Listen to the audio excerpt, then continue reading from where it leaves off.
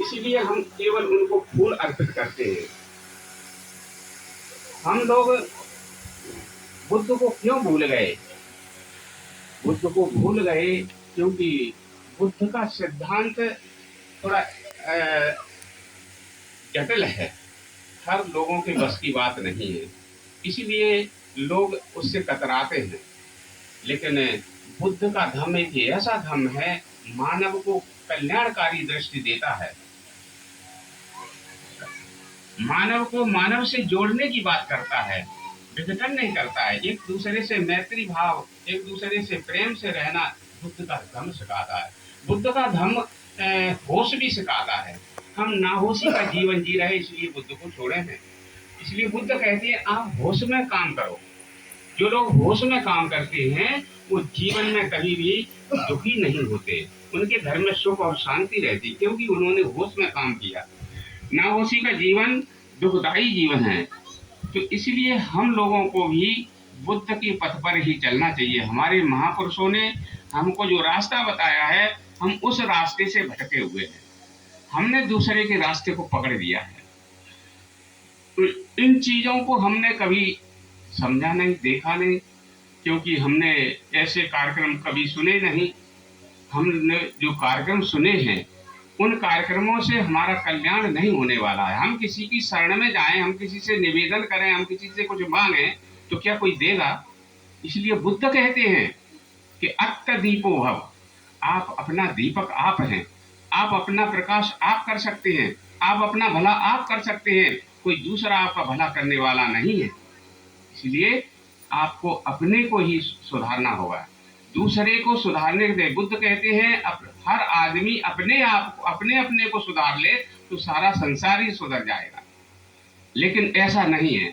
हम लोगों ने तो जी कहा, दूसरे की टीका टिप्पणी करते हैं, दूसरे की कठोर आलोचना करते हैं, कटुता की भाषा बोलते हैं।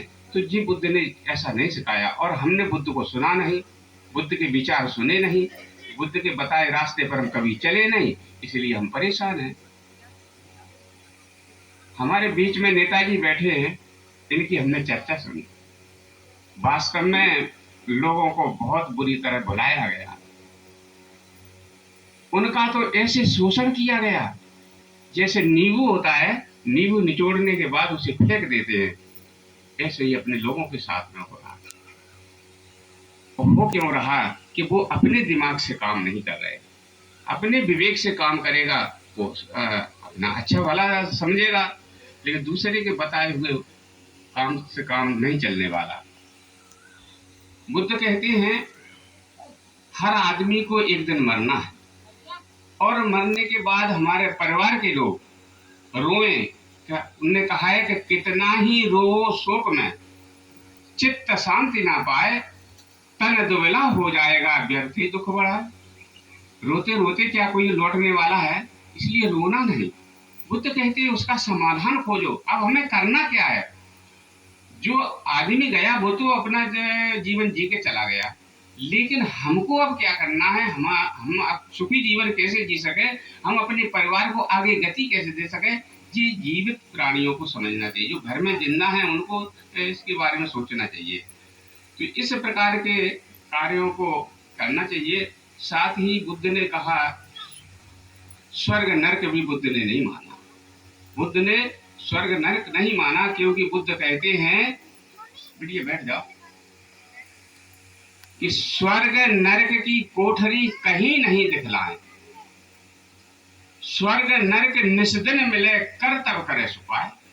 आदमी जैसा कर्म करता है परिणाम वैसा मिलता है। अब स्वर्ग कहाँ है? मरने के बाद कुछ शेष रहा नहीं, मर गए सब, जल गए, भुज गए, सब कुछ शेष रहा नहीं, सब माबूत अपने अपने में मिल गए। क्या भैया कहाँ कौन रहा? स्वर्ग में कौन गया, कौन नरक में गया, और किसने देखा? देखो जिंदा प्राणी कोई स्वर्ग में गया नहीं, और मरे ने आगे कभी बताया नहीं कि हम स्वर्ग में या नरक में बुरे रह रहे और स्वर्ग में अच्छे रह रहे। तो ये कल्पना करके ऐसी चीजें मनाई, दूसरे को आराम से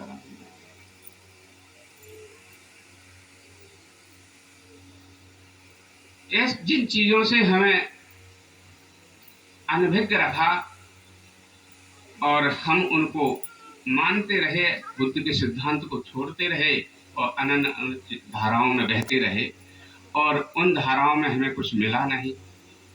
इसीलिए बुद्ध कहते हैं कि आप अपने आप को संभालें, क्योंकि बुद्ध कहते हैं कि मनोपबंगमा धम्मा मनोसेठा मनोमया।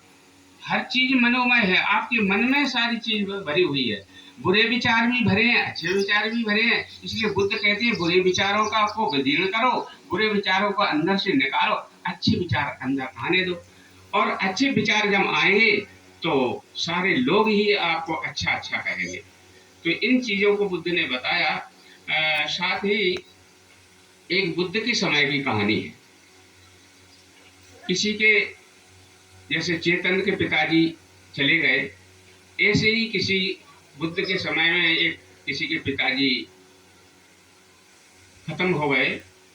तो उनके लड़के ने सोचा कि हम अपने पिता को अच्छा, स्वर्ग में अच्छा स्थान मिले, इसलिए किसी से एक अनुष्ठान करवा लें, कोई ऐसा कार्यक्रम करवा लें जिससे हमारे पिताजी को स्वर्ग मिले। तो कल्पना में जी रहा था। वो बहुत सारे लोगों के, अच्छे अच्छे बुद्धिजीवियों के पास गया और कहा कि हमारे पिता को स्वर्ग मिले, इसलिए कोई ऐसा अनुष्ठान कर दो। तो बहुत सारे लोगों के यहाँ गया, लेकिन किसी ने भी स्वीकार नहीं किया। वो रास्ते से आ रहा था, कोई चेतन जैसा है, कोई चेतन आदमी मिल गया, जिसका खुद स्वयं का दिमाग था। वो उसे मिला, बोले भैया तुम ऐसे उदास से कैसे जा रहे हो? फिर अरे भाई क्या करूं, मुझे तो 2-3 दिन हो गए घूमते घूमते, कोई हमारे पिताजी का अनुष्ठान नहीं कर रहा जिससे स्वर्ग में अच्छा स्थान मिले। तो उन्होंने कहा अरे इतना परेशान क्या हो रहे? जेतवन बुद्ध विहार में तथागत बैठे हुए हैं, बुद्ध बैठे हुए हैं, वहां विराजमान हैं। आप वहां जाइए, वो आपका जरूर कर पाएंगे, किसी भी समस्या का समाधान करते हैं वो तो। और आपका जो कोई खास काम नहीं है, करवा देंगे। वो बेचारा वहां से जाता है और वहां बुद्ध के पास पहुंचता है, नीचे आसन लेके और निवेदन करके बैठ जाता है।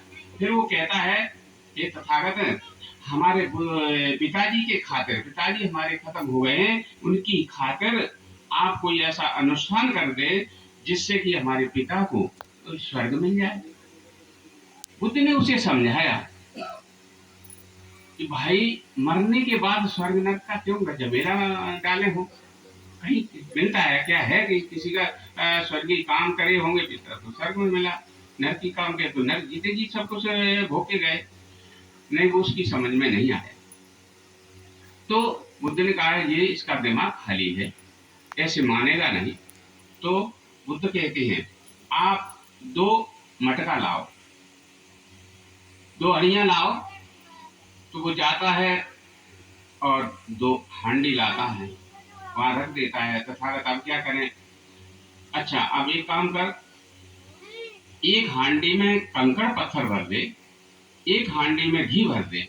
वो जाता है, घी लाता है, तो घी भरता है, एक में कंकड़ पत्थर भर दिए। फिर बुद्ध ने कहा इनका मुंह ढक दो अच्छी तरह से, मुंह अच्छा बांध देता है वो। उसने कहा तथागत अब क्या करें? अब एक काम कर भाई, इन दोनों हांडियों को ले जा, इसे तालाब में डुबो दे। अब वो खुशी खुशी जाता है कि वो सोच रहा है कि हमारे पिताजी को जरूर स्वर्ग मिलेगा, क्योंकि ऐसा अनुष्ठान आज तक किसी ने किया नहीं। ये तो बुद्ध ने हमारे हमारे लिए बहुत ही बड़े महत्वपूर्ण कार्य किया कर रहे हैं। तो वो ले जाता है खुशी खुशी से और हांडी अंदर उसमें स्थापित कर देता है। फिर बाहर निकल के आता है। तथागत अब क्या करें? उन्होंने कहा ये डंडा पड़ा है, दोनों हांडी जाके तोड़ दो। वो डंडा लेके जाता है और दोनों हांडियों को डंडे से तोड़ देता है। तो जिस मटके में, जिस घड़े में घी भरा था, वो घी ऊपर पानी के ऊपर उतर आने लगता है, और जिस घड़े में कंकड़ पत्थर भरे थे, वो कंकड़ पत्थर और तह में बैठ जाते। अब वो आता है, लेकिन तथागत अब क्या करें? अब ऐसा कर भाई, तू अपने ईश्वर, भगवान, देवी देवता, परमात्मा जो भी हैं इष्ट देव, उनका स्मरण कर और बोल कि हे हे ईश्वर, हे परमात्मा, मेरे पिता के खातर हे घी तू पानी के नीचे चला जा, और हे कंकड़ पत्थर तुम पानी के ऊपर आ जाओ। अब उसने सोचा तथागत जी तो ऐसा हो ही नहीं सकता। लेकिन क्यों? क्योंकि ये घी तो पानी से हल्का है, तो पानी के नीचे जा नहीं सकता, और कंकड़ पत्थर पानी से भारी है, वो तो नीचे ही रहेंगे। तो उन्होंने फिर समझाया कि देखिए, आपके पिता ने हल्के फुल्के घी जैसे काम किए हैं, अच्छे काम किए हैं, लोगों को जन जन के कल्याण के काम किए हैं, तो जीते जी आपके पिताजी स्वर्ग भोग के गए हैं। और अगर आपके पिता ने ये कंकड़ पत्थर जैसे काम किए हैं, किसी को गाली दी, किसी के कटु वचन बोले, किसी को मारा, किसी को लताड़ा, किसी को लूटा, तो आपके पिताजी को जीते जी नरक भोग के गए। और इसके बाद कहीं न स्वर्ग नहीं, कहीं नरक नहीं। कल्पना चावला 6 महीना अंतरिक्ष में रही, उसे न कोई ऊपर ईश्वर मिला, न परमात्मा मिला, न देवी मिला, न देवता मिला, और न स्वर्ग मिला, न नरक मिला। कहीं कहीं कुछ नहीं मिला उसे। तो ये झमेला बहुत बुरा है। स्वर्ग का लालच डालते हैं, और नरक का क्या करते, भय दिखलाते, नर्क नर्क चला जाएगा। तो जी भय दिखलाते, इसीलिए बुद्ध ने कहा भाई, अरे तुम तो स्वर्ग नर्क तो ये जीते जी अपना देखो। अब नाली में पड़ा हुआ शराबी और कहे हम तो डल्लम के गद्दे में बैठे हैं, तो वो स्वर्ग में लेटा है क्या? हा? जीते जी नर्क भोग रहा है नहीं। हाँ? तो आप यही तो बुद्ध कहते हैं कि ऐसे बुरे कर्म नहीं करो।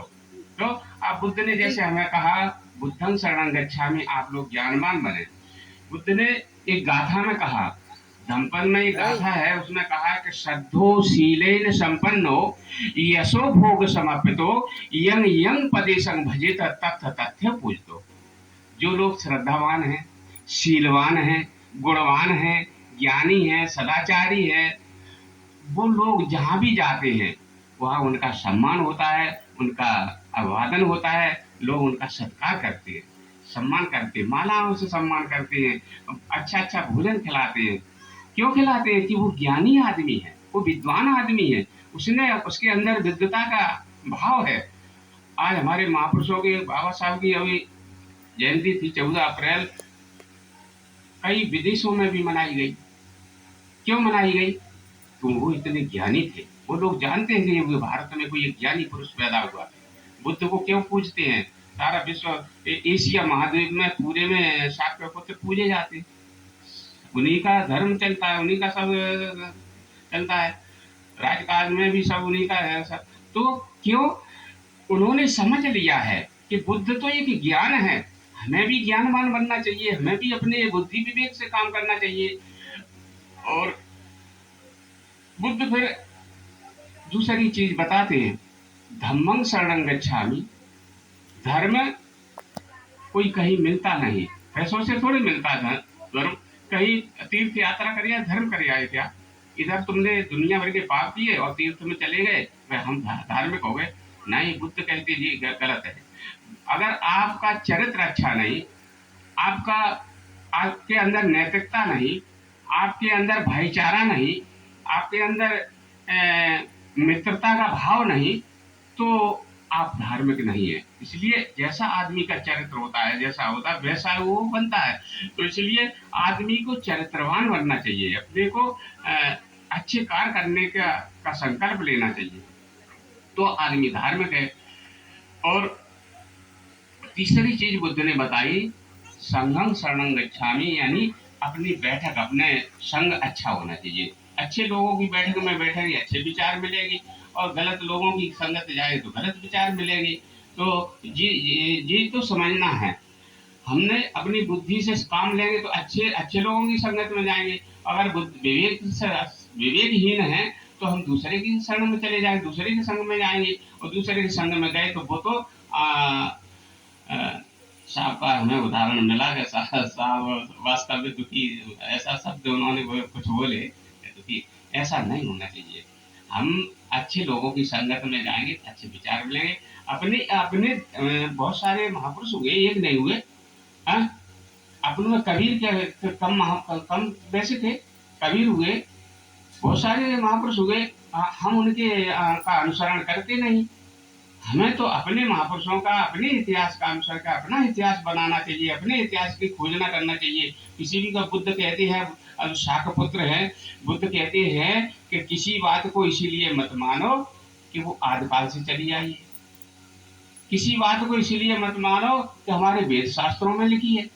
किसी बात को इसीलिए मत मानो कि हमारे महापुरुष मानते आए, हमारे घर वाले मानते आए, हमारे परिवार के वो सारा देश मानता आया है?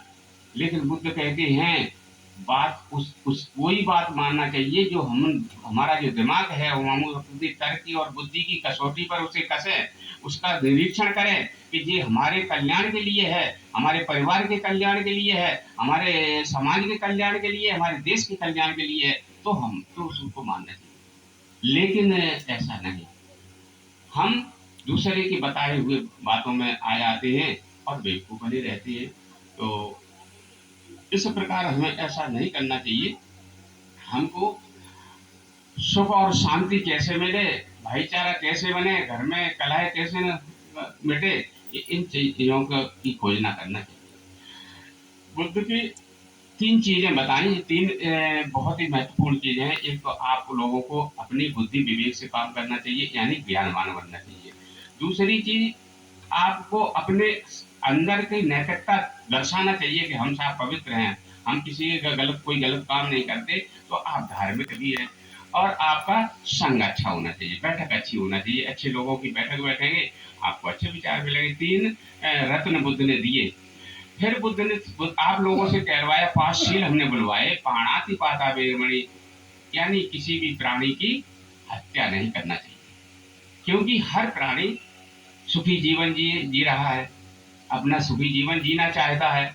आज हमारे बीच से सम्माननीय नंदराम जी नहीं रहे, तो हम दुखी है सब लोग, जो भी उनके रिश्तेदार हैं, घर के या परिवार के हैं, सबको दुख होगा कि हमारे बीच से एक आदमी चला गया। हाँ, तो इसीलिए जब हमको सारे लोगों को दुख, और जिसके हम हत्या करते हैं उसे तो कितना दुख होगा। तो इसलिए बुद्ध ने कहा किसी की हत्या नहीं करो। अब बुद्ध के सिद्धांत को बाबा साहब ने सोचा कि यार ये सिद्धांत तो अच्छा है तो क्या करना चाहिए। उन्होंने संविधान में कानून बना दिया, अगर हत्या करोगे तो 302 की धारा लग के जेल चले जाओगे। बुद्ध का सिद्धांत का कानून बना। दूसरी सील है अदिन्ना दाना बेरमणि सिक्खा पदन समादयामि, यानी किसी की चोरी न करें। अदिन्ना मैंने कोई दे नहीं रहा हो, तुम जबरदस्ती खींच रहे, चोरी कर रहे हैं, तो ये बुद्ध ने कहा नहीं, ये गलत बात है। हर आदमी अपने लिए कमाता है, तो हमको भी ऐसा ही अपने आप को कमाना चाहिए और अपने पे ही, अपने कोई कमाई पे ही ऊपर डिपेंड होना चाहिए। तो दूसरी चीज, अगर आप चोरी करते हैं तो उसका भी बाबा साहब ने कानून बनाया। तीसरी चीज कामेश मिच्छाचारा। माता बहनों को तो ऐसा कहते थे कि नारी जूती पांव की, नारी जूती पांव की हिंदू धर्म की रीत, और बना दई सर का मुकट बाबा तोड़ी भीत।